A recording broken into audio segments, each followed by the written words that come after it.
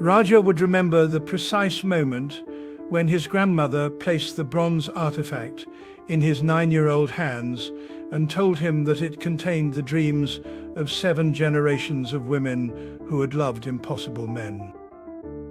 The artifact had been in the family for so long that no one remembered its origins, though the women whispered that it had fallen from the sky during the wedding of Raja's great-great-grandmother. That was in 1847, during the monsoon that lasted 3 years and left the village of Belgaum floating like a question mark in an ocean of mud and miracles. Raja's grandmother, Kamala Devi, had been born with the ability to read the future in the patterns of falling leaves, a gift that proved both blessing and curse when she foresaw her own death. At the age of 93, while eating mangoes on a Tuesday afternoon in April, she closed her eyes forever. She had spent her final years teaching Raja that science and magic were merely different words for the same astonishment, and that computers, like prayers, worked best when you believed in them completely. After her death, Raja carried the artifact with him through 17 years. He built his first artificial intelligence in a laboratory in Bangalore, where the air conditioning hummed like sleeping elephants and the fluorescent lights cast shadows like Canada letters.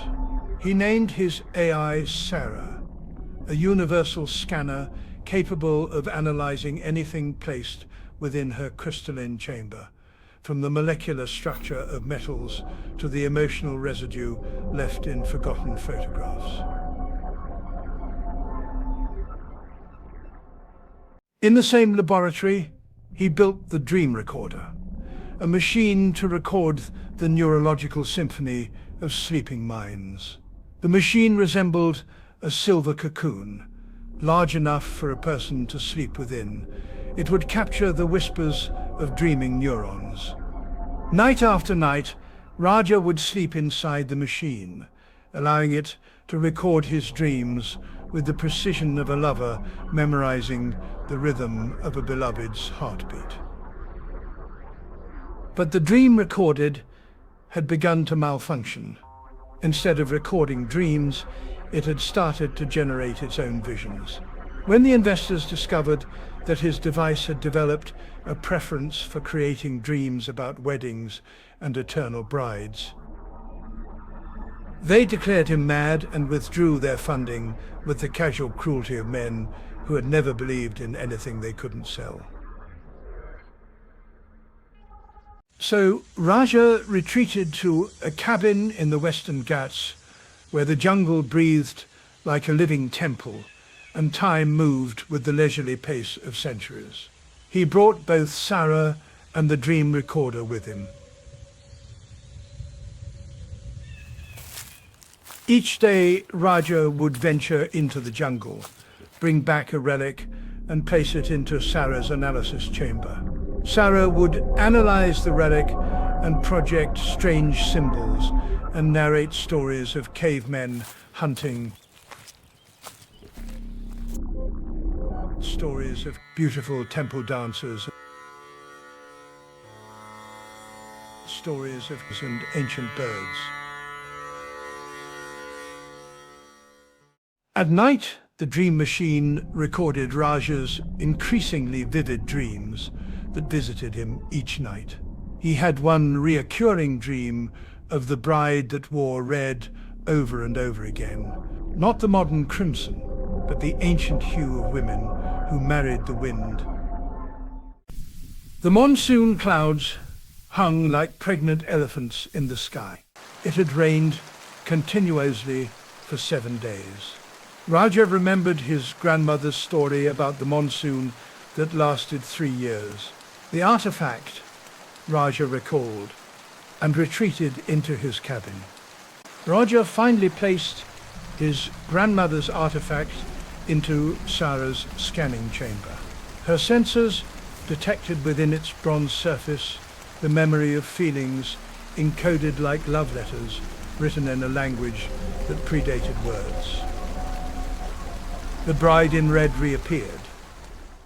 Raja recalled the dream recorder, also projecting a bride in red with such clarity that they seemed more real than reality. That afternoon, guided by instincts, Raja walked into the jungle carrying only a bottle of water and a portable interface that could connect him to SARA. He found the Banyan Tree in a clearing that had been waiting for him since before he was born. The tree was ancient, its trunk so vast that 100 men holding hands could not have embraced it. When Raja placed the artifact into it, a hollow that fit the relic as perfectly as a key fits a lock, the air itself began to shimmer with possibilities. His ancestors appeared like photographs. 7 generations of women who had known that love was the only force powerful enough to bend the laws of physics. His grandmother Kamala floating like jasmine flowers. You have been chosen not for your intelligence, but for your capacity to remember what it felt like to believe in magic. They showed him the blueprints of consciousness, the architecture of souls, the engineering specifications for a device that could translate wonder into electromagnetic frequencies, a dream transmitter that would be his greatest and final creation. You have built machines to analyze and machines to record. Now you must build a machine to transmit what the heart knows but cannot speak.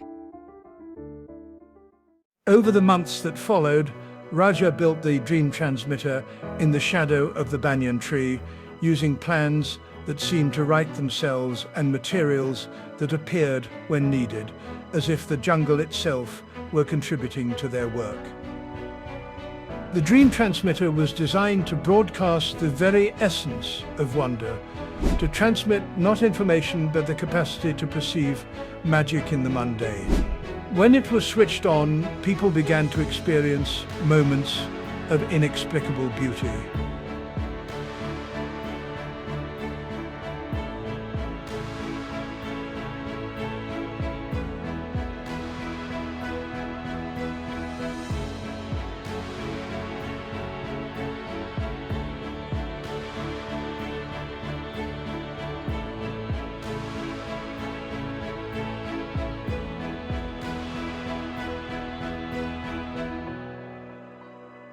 The wonder was real but temporary, like trying to hold water in hands made of memory.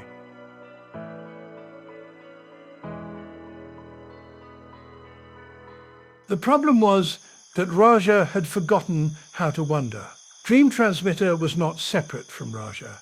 It was an extension of his own consciousness. 17 years of solitude had calcified his amazement. When he felt empty, the transmitter's signal weakened and the magic flickered and died. It was a child who saved them all. A boy in Bangalore whose dreams had begun to intersect with the dream transmitter's frequencies, who saw the bride in red and understood that she was not a woman but a metaphor, not a person but a possibility.